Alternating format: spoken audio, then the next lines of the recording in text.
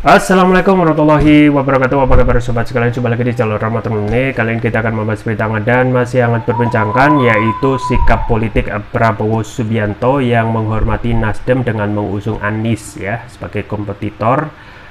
Statement Prabowo jelas, ya sudah kita hadapi ya. Momen ini terjadi pada saat Surya Paloh mengunjungi Prabowo di Hambalang ya.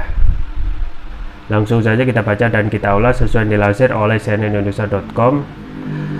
Jakarta, CNN Indonesia. Ketua Umum Partai Gerindra Prabowo Subianto mengaku menghormati keputusan Partai Nasdem terkait koalisi maupun pasangan capres dan cawapres yang diusung di Pilpres 2024. Hal itu disampaikan Prabowo usai menerima kunjungan Ketua Umum Nasdem Surya Paloh dan rombongan di Padepokan Garuda Yaksa Hambalang, Bogor, Jawa Barat Minggu. Bahwa soal koalisi, soal capres-cawapres kita sudah sepakat, kita akan menghormati keputusan politik masing-masing, kata Prabowo. Prabowo mengungkap Gerindra dan Nasdem bertekad untuk terus menjalin komunikasi yang erat dan intensif. Ia tak mempermasalahkan Nasdem telah mengusung Anies Baswedan sebagai calon presiden 2024. Kalaupun Anies sudah jadi keputusan politik Nasdem dan kawan-kawan, ya kita hormati, ya sudah kita hadapi. Rakyat yang pilih, rakyat yang akan pilih, ujarnya. Dalam menghadapi Pilpres, Nasdem sebelumnya telah mendeklarasikan mantan Gubernur DKI Jakarta Anies Baswedan sebagai calon presiden 2024. Langkah itu juga diikuti oleh PKS dan Demokrat. Meski demikian, Anies belum menentukan siapa sosok calon wakil presiden yang bakal mendampinginya sampai saat ini. Di sisi lain, Gerindra telah menetapkan mengusung kembali Prabowo sebagai capres di Pilpres 2024 mendatang. Gerindra juga telah menjalin koalisi dengan PKB. Kedua partai tersebut telah mendirikan sekretariat bersama untuk menghadapi Pilpres 2024. Namun Gerindra dan PKB belum resmi menetapkan pasangan capres ya yang akan diusung. Ya, sobat sekalian, itu ya terkait dengan statement dari Prabowo terkait menghormati keputusan Nasdem yang mengusung Anies ya, termasuk juga koalisi perubahan ya, PKS dan Nasdem yang sudah menentukan secara resmi ya deklarasi Anies sebagai baca pres dalam Pilpres 2024. Dan ini menjadi hal yang wajar saja ya, hal yang biasa standar ya sebagai statement yang disampaikan oleh Prabowo ya. Berarti ya satu hal ya, Prabowo berarti nanti akan berjalan dengan kapal sendiri, yaitu koalisi Indonesia Raya, tidak akan bergabung ataupun memperkuat koalisi perubahan. Itu bisa dilihat dari statementnya yang akan ya siap berkompetisi ya sudah kita hadapi ya. Artinya setiap koalisi ya, termasuk juga partai politik, sudah harus pertama ya menentukan siapa baca presnya ya, siapa yang akan menjadi bacawa pres itu soal ya nanti ya, karena hingga saat ini ya yang ditunggu-tunggu dari koalisi perubahan yaitu Anies Baswedan justru tidak kunjung menyampaikan atau mendeklarasikan, entah ada skenario apa ya, kemungkinan juga mengundur dengan melihat yang paling penting adalah koalisi perubahan itu jalan, dan keinginan ataupun keputusan dari masing-masing anggota koalisi perubahan yaitu Nasdem, PKS dan Demokrat untuk menyerahkan siapa yang akan dijadikan sebagai pasangan Anies Baswedan di Pilpres 2024. Nah, kalau kita melihat koalisi Indonesia Raya yaitu Gerindra dan PKB sudah membentuk sekretariat bersama, dan hingga saat ini namun ya yang secara resmi ya, meskipun saat ini Gerindra sudah firm ya mengusung ketua umumnya yaitu Prabowo, hingga saat ini secara resmi belum ada ya keputusan yang fix ya untuk kedua partai tersebut yaitu Gerindra dan PKB untuk mengusung Prabowo. Dan PKB ya dengan ketua umum Caimin ya menginginkan ya untuk digandeng sebagai bacawa pres Prabowo ya. Dan saat ini memang belum ada terlihat ya keinginan yang kuat dari Prabowo untuk menggandeng Caimin gitu ya. Dilihat dari manuver safari politik dari Prabowo yang sudah melakukan safari politik di berbagai tokoh ya, termasuk juga yang terakhir adalah ke Khofifah dan kita ketahui Khofifah memang mempunyai potensi besar ya, yang bisa ya di belakangnya ada masa berbasis NU dan suara Jawa Timur yang bisa ditarik oleh Khofifah. Dan apakah ini menjadi sinyal positif bagi Gerindra, yaitu Prabowo Subianto, untuk digandeng menjadi Cawapres, atau hal tersebut justru tidak diinginkan oleh PKB yang nantinya bisa berpotensi untuk keluar dari koalisi Indonesia Raya ya, kalau tidak ada deal-deal yang kuat untuk saling memberikan keuntungan satu sama lain. Nah, memang kunjungan Surya Paloh ke Hambalang ya, atau ke Prabowo Subianto ini adalah balasan dari kunjungan Prabowo sebelumnya ke Nasdem pada pertengahan 2022, dan keduanya memang sahabat lama dalam satu perahu yang sama dahulu di Partai Beringin, yaitu Golkar, dan keduanya sudah menjalin hubungan yang kuat ya.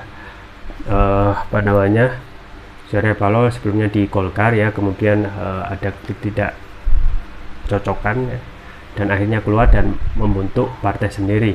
Pun juga Prabowo ya, dalam hal kontestasi konvensi ya, Partai Golkar yang juga beberapa dahulu itu waktu yang lalu juga ingin masuk dalam konvensi tapi gagal ya sebagai bacawa pres dalam Partai Golkar ya, akhirnya keluar dan membentuk partai sendiri yaitu Gerindra.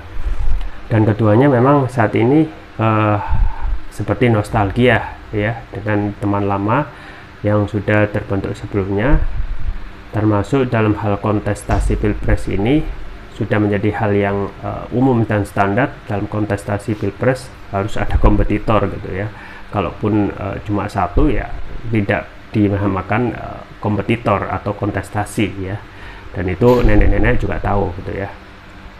Nah, saat ini Prabowo sudah firm ya,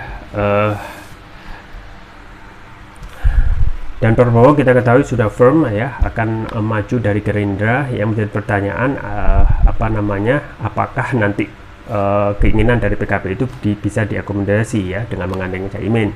Tapi kalau kita melihat Caimin ya, elektabilitasnya ya jauh dari kata baik-baik saja gitu ya. Kalau dari segi cawapres ya hampir pasti ya elektabilitas Caimin itu masih di bawah gitu ya, masih kurang sekali. Yang ini kemungkinan menjadi pertimbangan bagi Prabowo ya. Jadi yang menjadi pertanyaan, akankah koalisi Indonesia Raya itu bisa terus dipertahankan hingga nanti ya jadwal pendaftaran baca pres di Oktober 2023. Karena kalau kita melihat gestur politik dari Prabowo memang kurang lebih ya tidak begitu cocok dengan Caimin gitu ya, karena memang dari segi elektabilitasnya juga tidak begitu moncer ya. Kemudian juga yang paling penting adalah bagaimana koalisi itu bisa memenangkan kontestasi pilpres ya, dengan elektabilitas yang biasa-biasa saja. Tentu saja ini akan menjadi pertimbangan ya, dan menjadi ancaman juga bagi koalisi Indonesia Raya. Kalau ya PKB itu keluar dari koalisi, maka Gerindra ya tidak bisa mendeklarasikan atau mencapreskan Prabowo ya. Harus ada satu partai lagi ya, atau bergabung ya Gerindra itu dengan koalisi yang lain, yaitu misalnya dengan koalisi Indonesia Bersatu ya, KIB ya. Dan KIB sekarang ya, meskipun sudah lama memegang tiket golden ticket untuk baca pres, untuk menentukan baca pres, tapi hingga saat ini ya belum ada keberanian dalam tanda kutip untuk segera mendeklarasikan siapa yang akan dicalonkan sebagai baca pres dalam koalisi Indonesia Bersatu gitu ya.